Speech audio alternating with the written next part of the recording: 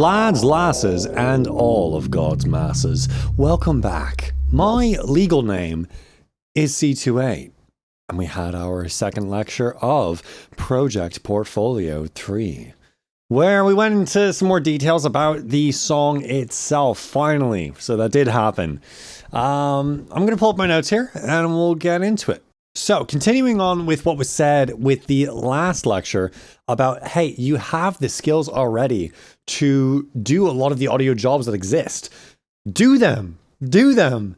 There was a shout out for Audible. Audible has a service where you can audition as a voice actor for different productions, of course, different audiobooks. I believe that the link for this opportunity is going to be provided in some announcement somewhere down the line, but I'll definitely check it out. It's cool. And then generally, just taking a look at doing audio editing for whether it's a film crew or a small local thing, whatever it is. But we have the skills necessary to be a podcast editor, a whatever, like basic audio editing skills.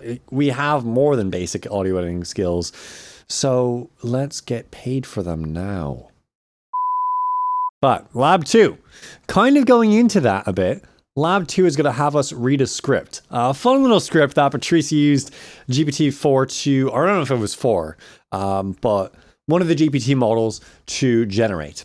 So there was a general idea she had in mind and then put it through and got a really fun little script. So we're going to read that script about 5 times. And this time, instead of Logic, we're going to be using Pro Tools. So we're going to be using Pro Tools, and we're going to be using the playlist function. So it's the exact same as loop recording on Logic, where it creates different versions of the same region below it, except it makes different sub-tracks, you could call them, tracks within a playlist. Now, I didn't quite understand what the duplication meant, but basically we're making 2 to 3 different playlists, and then duplicating 2 to 3 of them. That would be all of them, wouldn't it? I most certainly did not write that down correctly.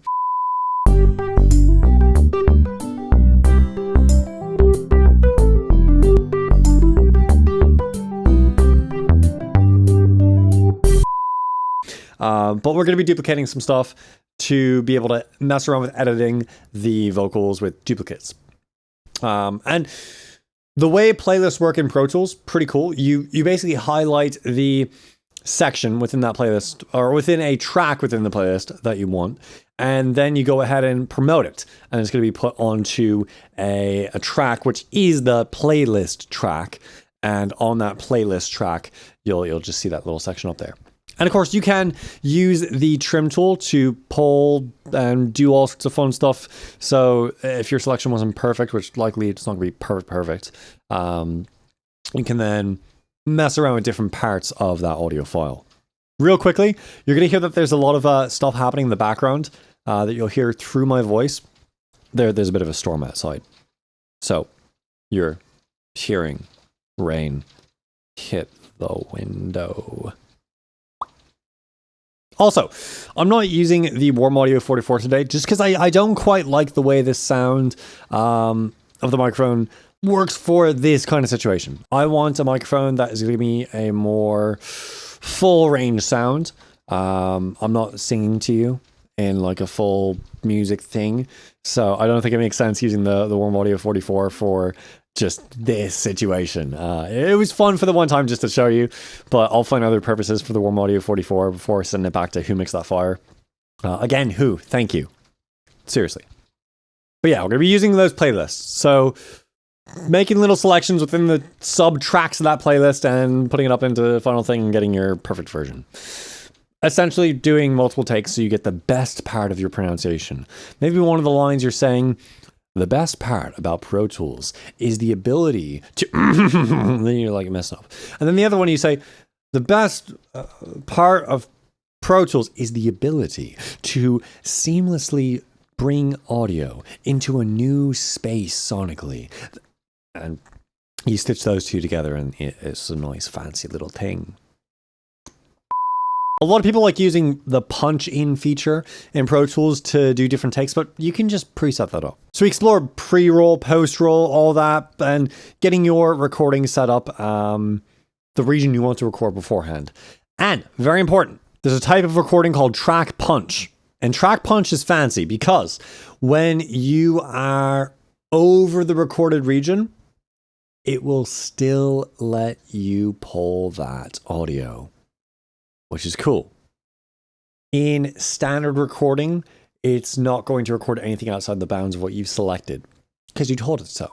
But when you tell it otherwise than what you said so, and you say you can do it anyway, with track punch, you can actually get the audio from when you went over. And the purpose of this is for an artist that, say, is just kind of freestyling, doing whatever, and maybe you capture something funny or really awesome after the recording has supposedly ended. You can actually grab that. So that's a fun thing you can do. But of course, once you end your post roll, you're kind of stuck with that. And we did experiment. Unfortunately, you can't change the post roll yet in the current Pro Tools version while you're recording. You have to do that before you record. If you try moving it, you can move it, but it won't do anything. It's still going to remember where it was before you started moving it and use that as the stopping point. So I think the safest way to use it, really, if you are going to be using track punch, is just have your post roll all the way at the end. Just put it at the end of your song. You don't know what you're going to have. And if you're even thinking about using track punch, it's worth being open to having a pretty long recording done. You can always stop it. And when you stop it, it stops. It doesn't record anyway. When you've stopped, it doesn't record. So it's not going to eat up a bunch of storage just because you made the post roll super far down in the timeline. No, whatever you stop it at, it's stopped. It's not magically not stopped because you didn't tell it to actually stop. No, it stops when it stops, but it's just now recording outside the record window and now within the post roll. Hopefully that makes sense. But anyway, once you get all of your takes that you want promoted up and they're in that little playlist track, then you can do some fades. Get them to not just like come in and immediately like clip and you have all this in-out nonsense. Have it fade. Like my voice now. I'm not doing crazy post-production to get these all to fade. I'm using a noise gate, which is basically just an expander, to get my voice to, or get any audio to come through whenever it hears a certain level, which is my voice. But if I move the microphone a little bit further away, okay, it's actually pretty sensitive. That's mad. But if I put it off axis, 180 degrees.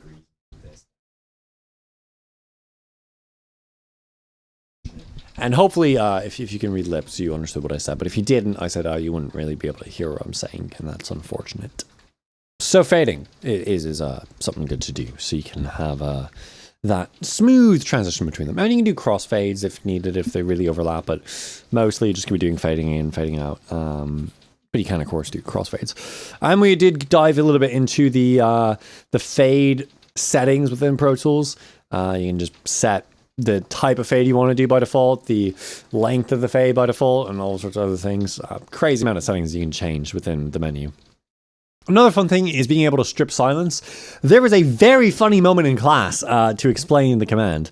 But anyway, the command is command U. So you type command U and it will strip out the silence. We're just gonna ignore the funny thing that happened because I don't want to get demonetized or content striked by YouTube. But anyway, it'll strip out silence. So you tell it different parameters of the threshold. It's basically an expander, but the expander is deleting stuff, or it's really just clipping out stuff that doesn't meet that threshold. So think of it, as an expander. And you can also give it some buffer, so pre-buffer, post-buffer. So basically acting as your envelope of sorts. I don't know, I'm trying to go for this expander metaphor, but I think it's a good metaphor. I think it's a good metaphor for how it works, except it's, static all at once. We touched on some I/O things, just settings to change in Pro Tools to make Pro Tools happy with all the different things that the Big 6 and the UA Apollo X6P wants. I think there's actually a P at the end. I wrote in the last video log. That's just the X6, but it's X6P. I don't know what the P stands for. It's that. It's that right there. That word.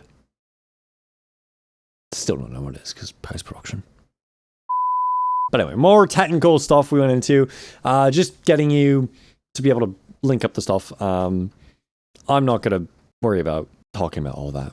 Yeah, we'll skip on to the next thing. So after break, we went into some of the song creation. So some tips here. Just different general tips for how you can structure your song to have energy, build throughout, have it not go so stagnant. And we used a pretty good example. So we got a sort of, not really the session itself, but a sort of mimic session of Bad Guy by Billie Eilish. So we had the WAV file up top so we could hear all the audio, but then different regions cut out. Nothing in the regions in the Logic session, but you know, you can see where things are. So you can pay attention and focus in on things. And then the session is named exactly the way the Logic session that Billy and Phineas O'Connell had it set up. So it's pretty close mimic. And so we were going over different ways in which the drums are swapped out. The 808 kick, right? And we know that boom bap pattern, right? Kick, snare, kick, snare, kick, snare, or kick, snare. Or ways that silence was included to add tension, and just kind of building off of mixing techniques and principles of music to, you know, show how to tie those things together. And also going into music production as a job as opposed to as a passionate thing, as a hobby. So there are different rules at play when you're doing music as a job as opposed to just doing it for fun. Different tricks for really getting the audience to be like, wow. There's a difference in a Grammy song versus a really good song. Sometimes it could be both. Often, hopefully it is. But a great song. Ooh, that's cool. Told you we had a storm. I wasn't lying to you. But a good or great song isn't always necessarily a Grammy song. A Grammy song almost always is at least good. And I guess the main thing I could say is adding little bits of detail of just human stuff, just acoustic stuff can really help the song pop. So some examples were during some of the sections, there's this really bizarre sound that's used. I'm going to try to recreate it here. So there is this sound of someone doing this to the microphone, and it's hidden super well and processed in a really strange way during, I think it's one of the verses. I think it's a pre-chorus, or it's just before the verse turns into a chorus or something like that. I can't explain where it's at, but it's at a place, okay? And at this place, it adds this difficult to hear and impossible to hear if you're not listening for it, but very present when you are. Extra sibilant quality to like the vocals, the hats, the just like this. Wow. Also, a lot of the vocal things that Billy and Phineas did. Phineas is bloody amazing engineer. Wild ideas. And there were mix engineers and mastering engineers on this album outside of those two. It wasn't just a bedroom album. While a lot of it was recorded in this sort of bedroom environment, it wasn't really a bedroom track. There was some pro studio stuff done. But anyway, fun stuff with like just breathing in like a... Try to hear these.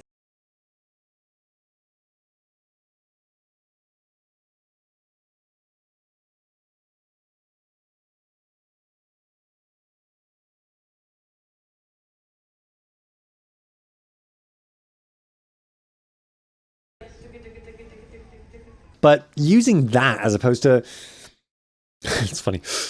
As opposed to just a sample you found on Splice or reversing a snare or whatever. But choosing to use that acoustic thing really helps something shine. So like in this song, I don't know if I explained this before, but Who and I, when we were recording the stuff for Lab 1, part of that was counting, just going 1, 2, 3, 4, 2, 2, 3, 4, 3, 2, 3, 4, 4, 2, 3, 4. Uncomfortable, right? That took a long time. We had to do it several times. And for some reason, my brain was like not wanting to work properly, and I didn't get that done right. And I went 1, 2, 3, 4, 2, 2, 3, 4, 4, and that 4, 4, yeah, who really wanted to keep that? So we're keeping that, and I think we're putting that in the song as like an intro piece, and then it'll expand into the whole chorus or something like that. I don't know how we're gonna do it. All in all, we don't have a whole lot of it built out yet, but I think tomorrow we're gonna do a lot of that, which of course you're gonna see in this video log. Still plan throughout the entirety of this course that I'll do a lecture wrap up, and then I will do a behind the scenes look at lab, and then the lab me will be doing the post production, because I don't have a whole lot of time between lecture and lab. I have about 12 hours, and I want to use 8 of those to sleep, and some of that to get food done, and of course do these video logs. I do have some footage from lecture. I may have put it in the video throughout. I don't know. Well, I didn't, but future me maybe will. But of course, you're seeing it or you're not seeing it. You never saw it. I don't know if you did see it. Editor, do what you do best. But anyway, if I didn't include those videos, here they are in a segment now. That is a dancing skeleton. Huh. Well, I know what that means. But anyway, I have nothing else for you, and it's not my job to do the outro today, because that's for me tomorrow in the second part of the video log that we're going to go to now. Hello, welcome to day 2. So, I didn't get a whole lot of footage because I was busy doing a lot of the work and stuff with my mate. But I can tell you how the process went. So, we were recording vocal lines, as previously said, and it was kind of an annoying process at first, going through the routing of the console and getting things to send to the right location, be all happy, but once it's figured out, it's pretty straightforward. So we're just recording different takes of the exact same stuff again and again and again into different playlists. So in Pro Tools, you can have different playlists within your track that allow you to have different takes, essentially. Very similar to what Logic does, again, with the track stack sort of deal. But there are 2 sections. So we do one section on our laptop, which is the first part of the script. And then we read that off. We do 5 different takes of it, and then 2 of them have to be edited. So we do some punching, essentially. And then the second part is just the rest of the script, but we're doing it on the Mixpal's computer. So got 2 files, same as last time. Laptop, Mixpal, send them out. I don't think that there's a whole lot really to explain. It's just doing the work. Again, I was there quite some time. Didn't really leave until around 1400 again. Yeah. But I do have some footage of the process. So, oh, hello airplane. We'll wait. So here's just some vocal editing. 5 will duplicate this. Boom. Let's take out the edit. Like the whole thing like that. And I think by the end I've got some footage of myself just going through exporting it and whatnot. Getting the final few things here finished up. Just need to compress the whole Pro Tools session file, and the Pro Tools file, it's got all this stuff in it. And then this can go ahead and be dropped off in the OneDrive. So go to the OneDrive. And then lab 2, we will upload that compressed thing. Boom. So the final step is just using this little template here to normalize the Big 6. Get it all reset to default stuff, and once that's done, I'm good to go. Well, not really, I need to log out of stuff too. There we go. So logging out of that. And then I'll log out of FSO as well. Log out. And then we'll continue to do closing of tabs and stuff. Make sure everything is quit out. Quit that out. Quit that out. And then Safari, quit that out. And then we're just gonna go to Finder again and go to downloads, and then all the downloads that we got today, move them into the trash because we already got those hopefully saved. We won't be needing those. So yeah, that should be good. I'll just make sure that we do actually have it in the folder that we need. Cool, yeah, we got everything. So these can go to the trash. Yeah. You'll lose GPS if you don't analyze the computer. So if someone goes on the computer and like say the Finder is open and you have like crazy amount of downloads all in here, whoever's name is on there, you're gonna get docked GPS. Or if the if you're still logged into FSO or OneDrive or something like that, you'll definitely get docked GPS. Not good. And then final thing is just actually log out of the account. So we don't need to reopen Windows. Go ahead and log out. And then once that's all done, oh my goodness, I can pack up and go shoot this section of the video log. Yay. So that's pretty much all the footage I've got. There isn't a whole lot to explain. So while, yeah, sure, we got day 2 and I got the footage and whatnot, honestly, we could have wrapped it up with day 1's stuff. I've only recorded about 3 minutes of video so far. So that about does it for the video log, which is funny. I'm only recording this small bit, but I've got lots of editing to do later, so I'll do that.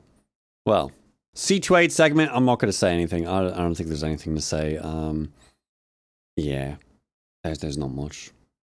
So if you enjoyed today's video, you can subscribe, and YouTube will happily give you more content like this from myself and other creators, which is quite cool indeed. And if you super enjoyed the content quite a bit, you can join. Become a channel member, a control voltage as you're called, and you'll get early access to videos, behind the scenes videos, access to the Discord server, and some more stuff down the line. Very fun things indeed.